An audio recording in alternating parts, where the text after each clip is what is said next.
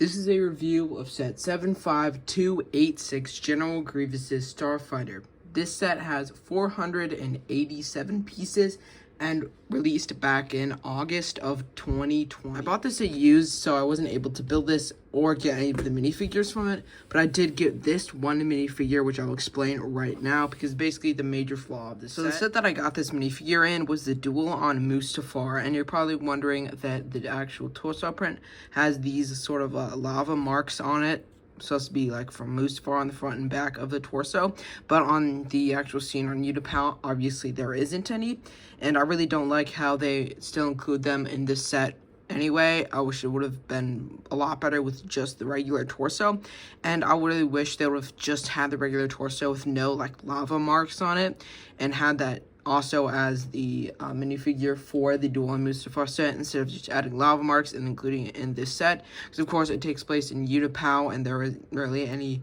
like battle damage or anything on it, like not too much. I guess technically there could be, so it's not the most inaccurate, but I know a lot of people don't like it. Of course, it comes with a standard blue lightsaber and some printed legs, no printed arms, but the actual figure is pretty good besides the like lava print marks and stuff.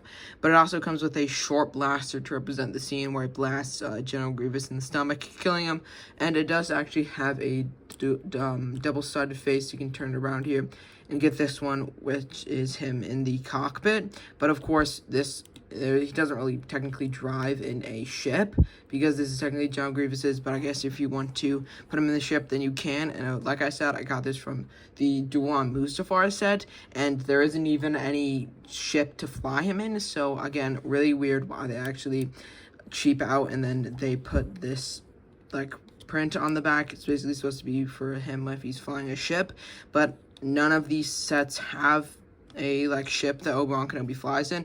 The only one that they have is the Interceptor, which is of course why they put the exact same minifigure. I really wish they would have at least just not put a second face print and just like put it just a regular fresh skin tone. It's just a little bit more money, but I feel like it's definitely worth it. And I really don't like it how they cheap out on this one figure. It's not horrible, but there's definitely a lot to improve on. And since I don't have any other minifigures, I'll show you what they are, which are actually really nice minifigures. Of course, you have the General Grevious, as well as the Airborne Trooper with a cloth waist cape, which is actually really good. And these definitely elevate the set a lot, which I really like these minifigures. Of course, a lot better than this Obi-Wan Kenobi. And then here's the actual image of the set. Comes with a brick separator as well, but the main thing are these two minifigures. The main reason why you get this, and of course the build, not so much this Obi-Wan Kenobi. Now for the build, which actually is surprisingly really good for a set that is pretty cheap, and I definitely think it is worth it overall. But now I'm going to go over some of the features. The main one is basically the back, where you can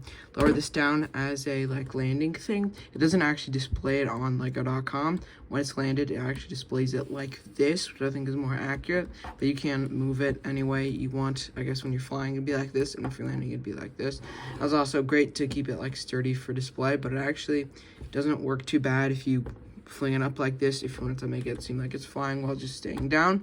And probably my favorite part is actually you can slide the cockpit open, which is actually more accurate for almost every single Star Wars ship, and it's really cool that you can actually slide instead of just popping off the cockpit. So that is a really cool feature, and I definitely like it, one of my favorite. And of course they have the classic stud shooters. Of course now they're like sort of phased out. They have a different type of stud shooter, and there's one singular flick fire missile at the bottom. You push that and it's pretty easy, so not a whole lot of play features, but the ones they have are pretty good. And it is a ship, so you can like fly it around and stuff.